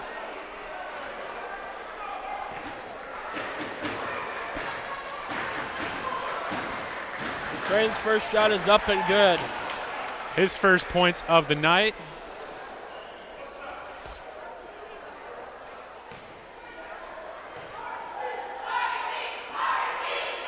And his second is as well. I see a lot of students filing in out there, getting ready for the winter formal. And if I was Scecina here, I'd encourage them to all get in this gym and ramp up this energy and try and will their team to a win here tonight. Final minute here in the third quarter, and it's back to the deficit it was at halftime. Brown has the inbound. Pressure by Covenant leads to a Farrell steal. Farrell. Shot is no good! It's good, and he's fouled! They're going to say no shot. Come on, you got to give him that one. What a finish there, but unfortunately he's heading to the line for two. He fought off the defender, and then on top of that, got the ball over Walker, who we've seen can jump out of the gym. And you can see Coach Flatt over there, mouth agape. Can't believe that one's not going to count. Referees over there talking it over. Regardless, Farrell's shooting free throws. It's just a matter of one or two. Yeah, what a move by him. Used a little ball fake there to throw off his defender. And then, like we said, just a strong finish there to hang and get it to go.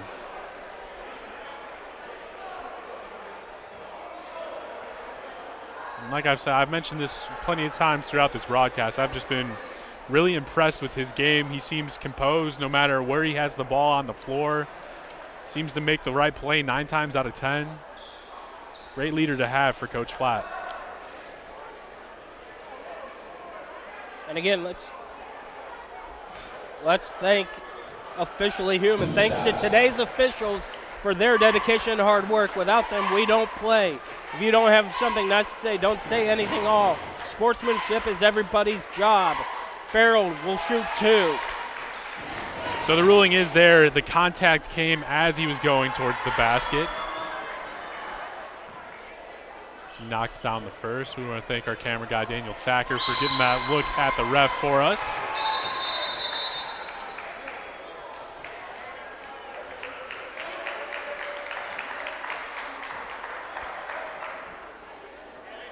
Technical foul, 17-6. And now a technical foul.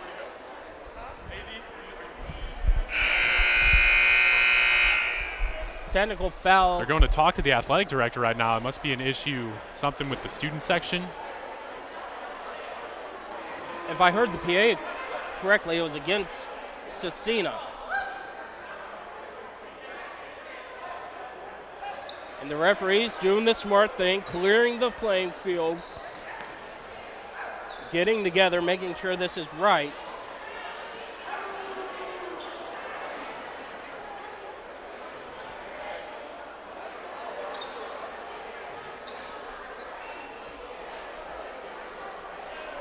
Again, hopefully we can stoppage a play down here. We can get an explanation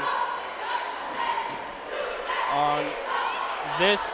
Yeah, head referees talking to the athletic director for Scecina, Jason Kerr, former graduate of Scecina back in 1988. He's going to keep a close eye over there on the student section. I don't know if something was said.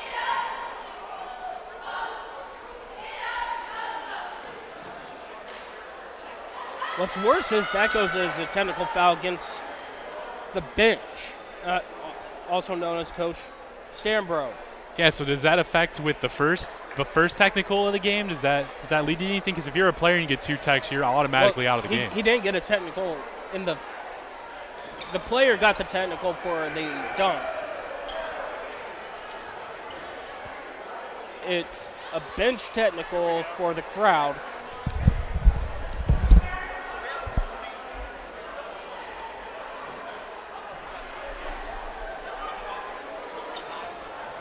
So they're saying someone in the crowd has a whistle in the student section. And I've actually heard the whistle go off once or twice during free throws. So they got that cleared up. We really want to thank the officiating crew for coming over here and squaring everything away for us. They're going above and beyond here tonight to make sure everyone's on the same page. And that's just something you can't have here. Whistles are always prohibited, and they did a good job getting it figured out, clearing everything up. So we really want to thank the officiating crew here for being transparent with us.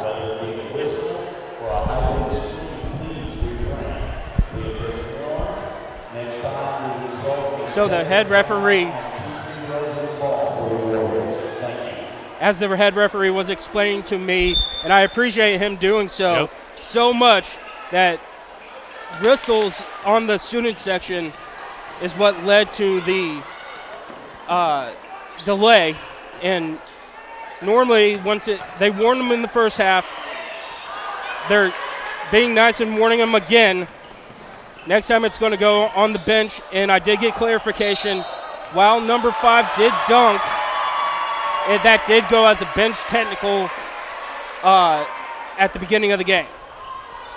So again, great job by these referees, making sure that we get everything explained to us the way they can. Yeah, that was really cool because they didn't have to go out of their way to do that. Good hustle there by Farrell to knock that one away.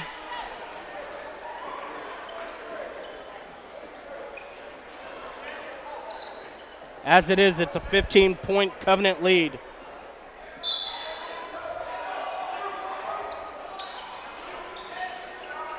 Three ball by Mendez is short, no good. Rebound is up and no good as well. Rebound by Rudolph. Rudolph is going to throw that ball away. First really errored pass since the first quarter of the game.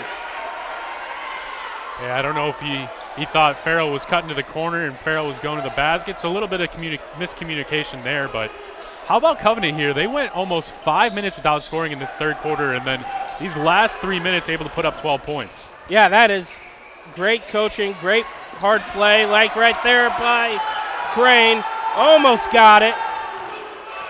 Brown steps inside, shot no good, rebound, and that's going to end the quarter.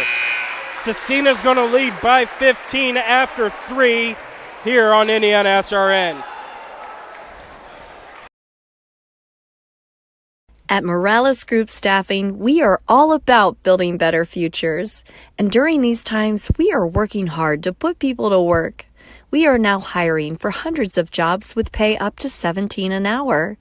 Visit our website at moralesgroup.net or text JOBS, JOBS, to 317-472-7600 to apply now and get hired today. We encourage you to subscribe to our YouTube channel, IndianaSRN. Hit the bell to get notifications for upcoming games and more. Watch as many games as you want, as many times as you want.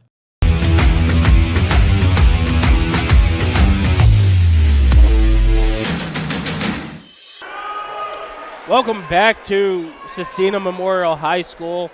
And let's go ahead and thank Piper Logistics. Specializes in everything from warehousing to transportation and everything in between. 3 services, 1 solution. We do it all. For further information, give them a call at 317-396-1023. We were talking at the break, Ben. That is the first time we've ever heard a whistle, and that's what the referee was explaining to me as well. That's the first time he's ever heard a whistle in a basketball game. Yeah, maybe someone in the student section is an aspiring referee just trying to get their reps in here early, but again, that just can't happen. Good job by the refs sniffing that out and getting it sorted here. And again, giving them warnings instead of a technical, because that second time that it was well within their right, and they decided to be nice and give him just a second warning. Next time, though, it will be a technical.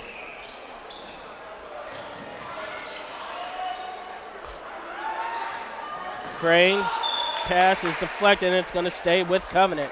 Some good initial pressure there from the Crusaders.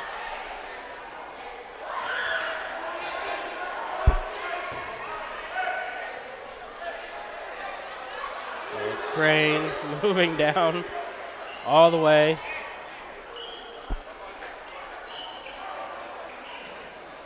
That is picked up and by Hobson. Hobson to Crane. Crane travels with it. Yep, just got a little bit too far on that plant foot and dragged the pivot. Really good first defensive possession there for Scecina, not allowing anything easy for the Warriors. Brown for the Crusaders is picked up by Farrell to Hobson. Hobson to Farrell and stoppage in time. Looks like they forgot to start the clock after last dead ball. So now it goes from 7:34 to 7:28, and it's going to be side out. Again, these referees on top of their game with everything. Yeah, doing it all tonight.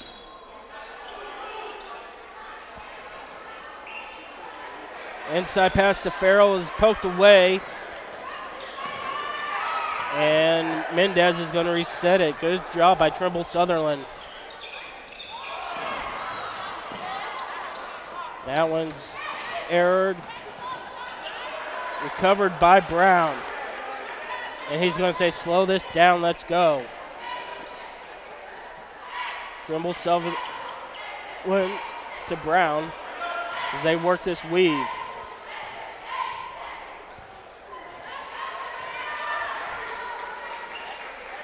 Trimble Sunderland,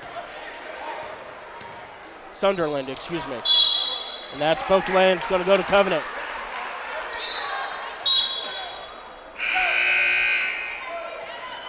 Second turnover of the quarter for Scecina. And surprisingly tonight, they've been winning the turnover battle, just haven't been able to turn it into points. And Laughlin's going to bring it up for Covenant.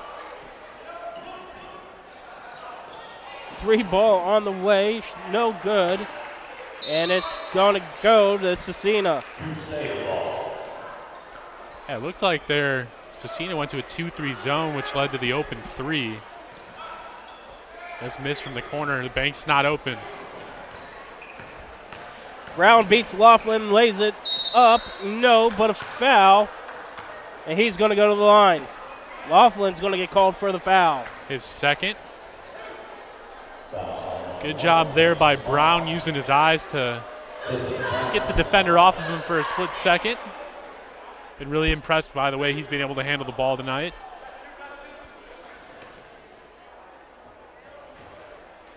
He's got 13 points.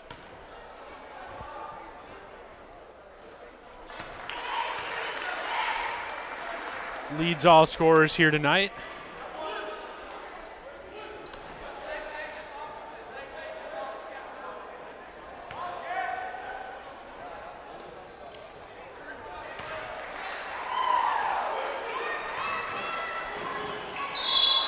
And that is a errored foul by Alicorn Jr.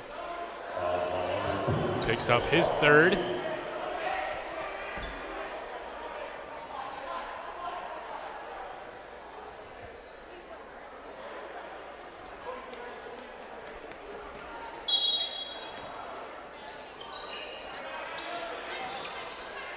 In low to Farrell at the free throw line. Farrell backs his man down, kicks it out to Hopkins, and he's going to get fouled.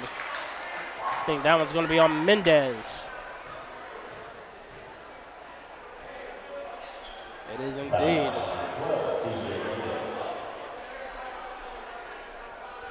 I have that as only his first. Indeed. Looks like they're going to try and get open shot over there to Bacon. He's been quiet. Able to get that lay in, though. Crafty move there with the spin and then keeping his eyes on the rim. Not able to get back, and shot is just short. Farrell with the rebound, and he's going to get called for the travel. Yeah, Farrell got caught up there with Walker after the miss. Just an unfortunate break for the Warriors.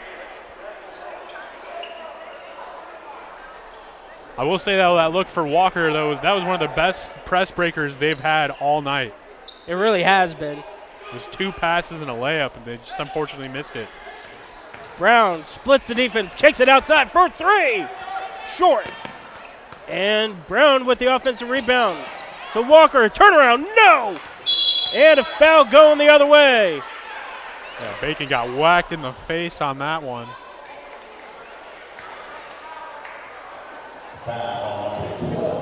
Walker a little frustrated after missing 2 close ones there. Mendez, the foul, as this 3 is up and good by Bacon. That corner has been kind to the Warriors tonight. So to say, he must have heard us talk about how he's been quiet lately. He has 5 points so far in this second half. Mendez trying to get his man off of him. And then a technical foul is going to be on Mendez. So we're going to have an off. Midla is going to get called for the personal. And then Mendez is going to get called for the technical.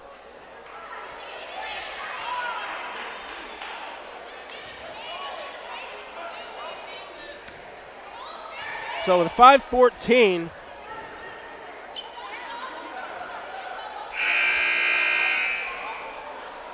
and Bacon's going to go shooting for the Warriors.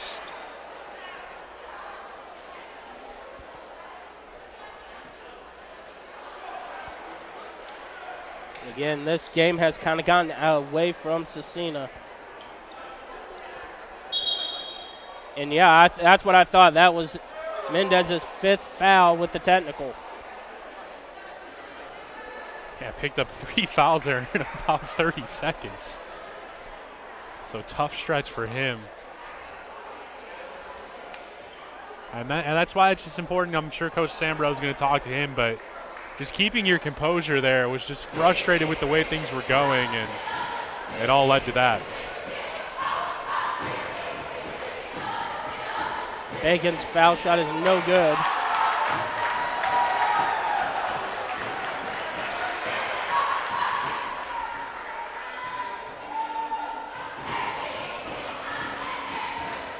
And his second is good. Well, that's huge on another front as well, because instead of, as we're going to get a timeout by Covenant. And we're just waiting to see if it's a fuller. It's a full. We'll take it with them. 5:14 left to go. Scecina trailing big.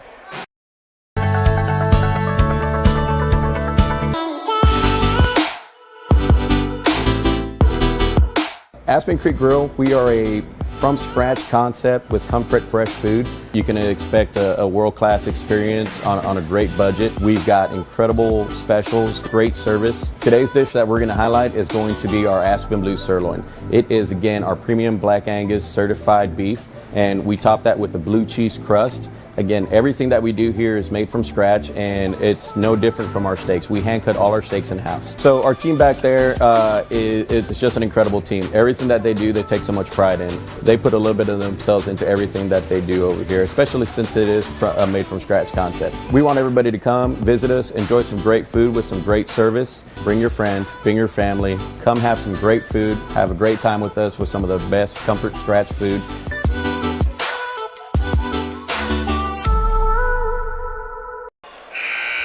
Before that timeout by Coach Flatt, I was going to say that biggest thing out of that is Scecina loses possession off of that technical foul by Mendez. Yep.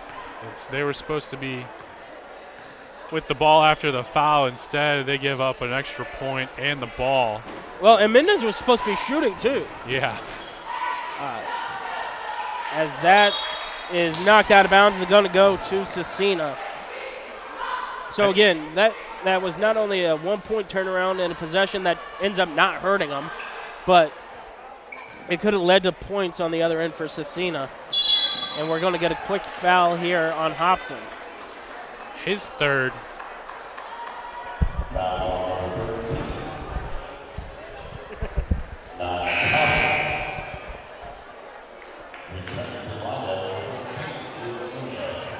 There's a sideline out of bounds here for Scecina.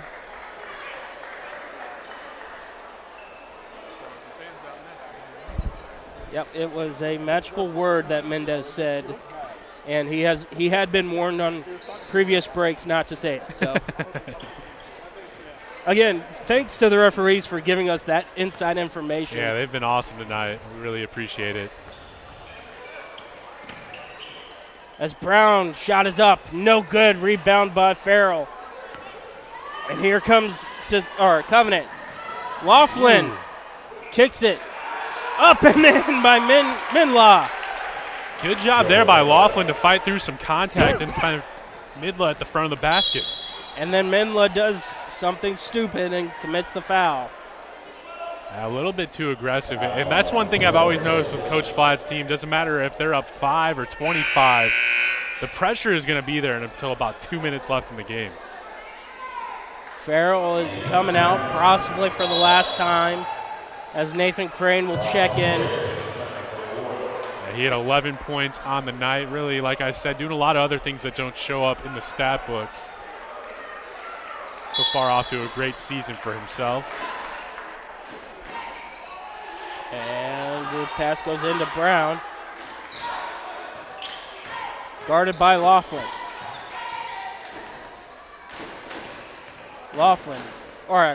Brown.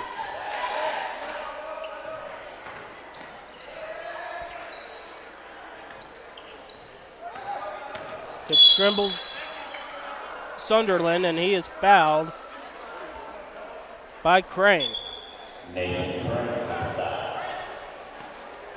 So Trimble's Sunderland is going to be shooting 2 with 4:06, and this is really the first time that we've seen Scecina being able to capitalize on this new rule. And you know, I've been surprised. We talked about in the pregame if Scecina was going to be able to handle the full court pressure. I don't think that's been the thing that's been giving them problems. It's really been the half court offense where they've been struggling to find opportunities here. Yeah, and again, they've been able to break it about 50% of the time cleanly. The other half, they were able to break it with a little bit of struggle. But again, you hit it. Then Coach D'Ambrose said that was going to be a big key for him.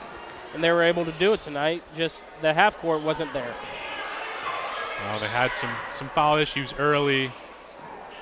As that's a 3 left short. Rebound. Up and in. And that is Harris with another scoop and score.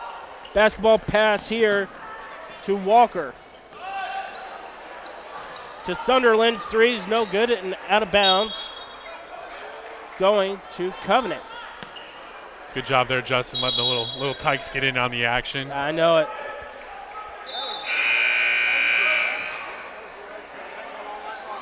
So we're going to see number 15 come into the game. That is Landon Maloney for the first time for the Warriors. One of the few Warriors that have not checked in. 6'5" senior getting some ticks, and then my fan favorite of the night, Jacob Marshall, the sophomore, the 6'3" sophomore, came in for Trimble Sutherland in the first half, had 6 points. He had a really bright spot in that first half for Scecina. It's going to be interesting to see what Coach D'Ambrose does with Marshall and Trimble Sutherland on the floor at the same time. And Trimble Sutherland, he's shown he can kind of spread it out. He doesn't knock one down from out there, but he's not afraid to shoot it. Maybe a little high-low look between those two as well. Speaking of a high look, left short was Luke Munoz. He got his own rebound. Now he drives, floats it, and gets it to roll. I wish I could jump like that. He just kind of hung in the air and got that one to go. Brown breaks the pressure with ease. And we're under 3 to play. And again, this is where Scecina's offense has really squandered open opportunities. Yeah, they've been running that 4-out, 1-in set all night. And Laughlin lays it up and in. Give credit there to Harris, kind of just picking up that rebound and firing it up the court to find the open man in Laughlin. And we're going to get a timeout now by Coach Stambro just for substitutions. And we talked about both these teams seemingly have a pretty deep bench here, not afraid to rotate guys in. This is a good learning time here for both teams. Get these guys in, get them some good varsity minutes here, and get them familiar with the pace of the game. Yeah, and again, especially now that this game has kind of gone away from Scecina, definitely not the way they want to finish this on their winter dance night. But again, for a young squad that this team is, a lot of good that can come out of this coaching opportunity for this staff. Exactly, and that's what they're taking the time to do here. Go ahead and talk again about Tam's Sweet and Savory Cafe. We mentioned it earlier that Coach likes their sloppy joes at 10 in the morning. If you're looking for great food for breakfast or lunch, apparently, with that sloppy joe, check out Tam's Sweet and Savory Cafe. They also specialize in baked goods. I haven't heard Keith talk about that as much. Yeah, he needs to start plugging those a lot. We only hear about the sloppy joes. I want to hear a more wide variety of what they got going on. I know the BLT's good, but you know he's only keeping the sandwiches. He's leaving a whole variety of baked goods out there to keep us wondering. I'm still waiting. He said, he said we need samples. He's planning to get some catering here later on in the season for us, and I can't wait for that. Anyway, they have daily specials and are open Wednesday through Sunday. From 8 to 2, Tam's Sweet and Savory Cafe, located at 6427 Oakland Road in Indianapolis. Now we're going to have a technical foul against Covenant Christian. I believe they had an issue with one of the players' jerseys coming into the game for Covenant.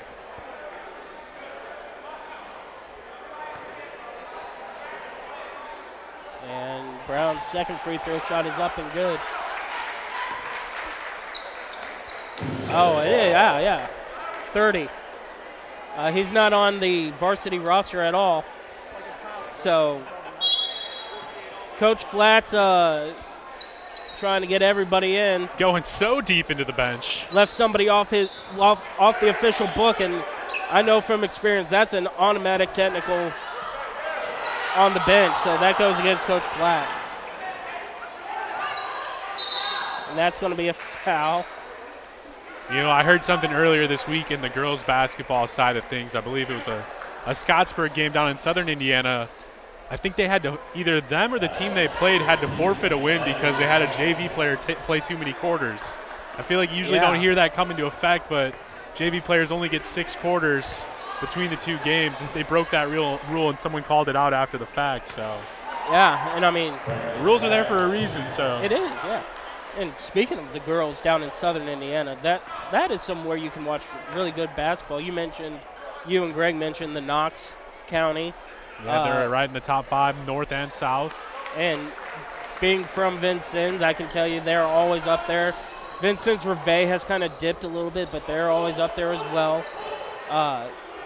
But again, it's always interesting to see when it comes to the north-south in basketball how close the competition is. Yeah, the only knock I will give on Southern Indiana in basketball is they don't seem to like to play as much defense as we see here in Indianapolis and, up in the region, but they can score with the best of them, like you said.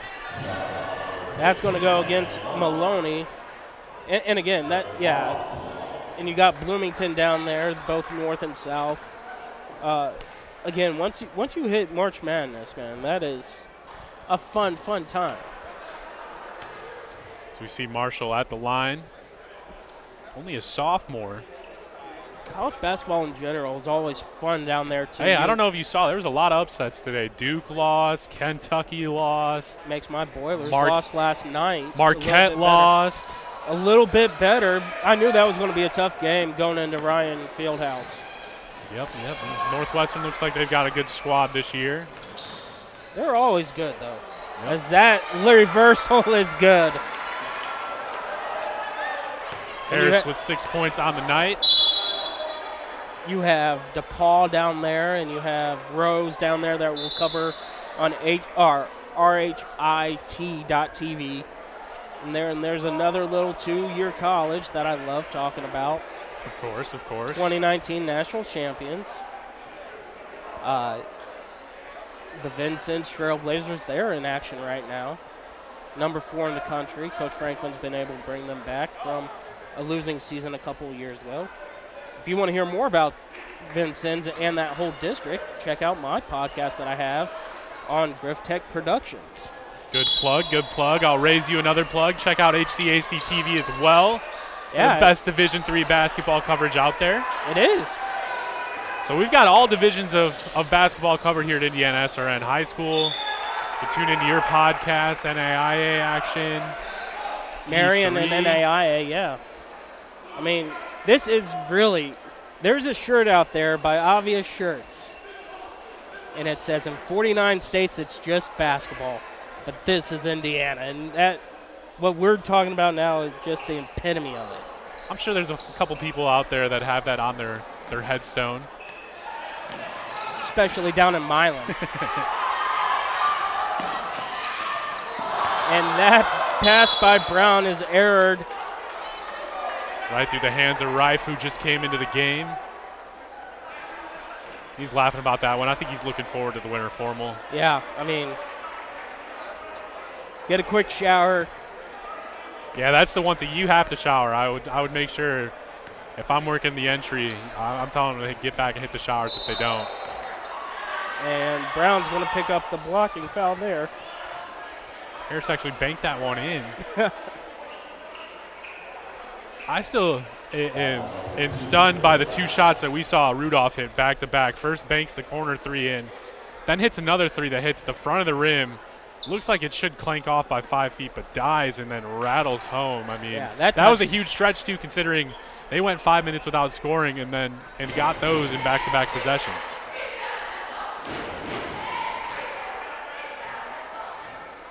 Harris's second free throw was good.